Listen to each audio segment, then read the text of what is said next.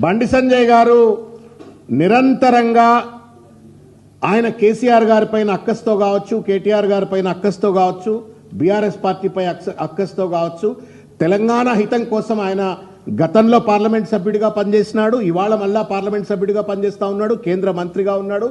ఏనాడైనా నోరు విప్పి తెలంగాణ ప్రజలకు జరుగుతున్నటువంటి ఒక కష్టం గురించి, నష్టం గురించి, లేకపోతే పక్క రాష్ట్రం ఆంధ్రప్రదేశ్ చేస్తున్నటువంటి ఒక దోపిడీ గురించి కానీ, రాష్ట్ర విభజన చట్టానికి సంబంధించి ఎప్పుడు కూడా పార్లమెంట్లో ప్రశ్నించిన పాపాన పోలేదు.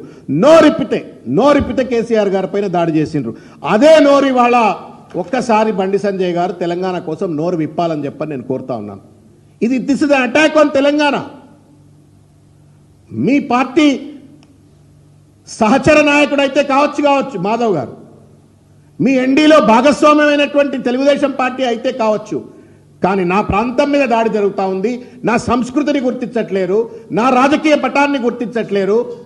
నువ్వు తెలంగాణ పైన దాడి చేస్తుంటే బండి సంజయ్ నిజంగా నికార్సైన తెలంగాణ బిడ్డ అయితే వీళ్ళిద్దరి పైన ప్రెస్ మీట్ పెట్టాలా. ఎంతైతే కసితోటి పసిబట్టినట్టుగా కేసీఆర్ గారి పైన, కేటీఆర్ గారి పైన, బీఆర్ఎస్ పైన దాడి చేస్తావో అదే దాడి కనుక ఇవాళ చేయకపోయినట్టయితే మీరు ఈ కుట్రలో, ఈ కుతంత్రంలో, తెలంగాణ అస్తిత్వాన్ని విధ్వంసం చేయటంలో మీరు కూడా భాగస్వాములు అని చెప్పని ఇవాళ తెలంగాణ సమాజం ఒక నిర్ణయానికి రావాల్సిన అవసరం వస్తుంది. కాబట్టి బండి సంజయ్ గారు మీరు కూడా మొద్దు నిద్ర లేవండి.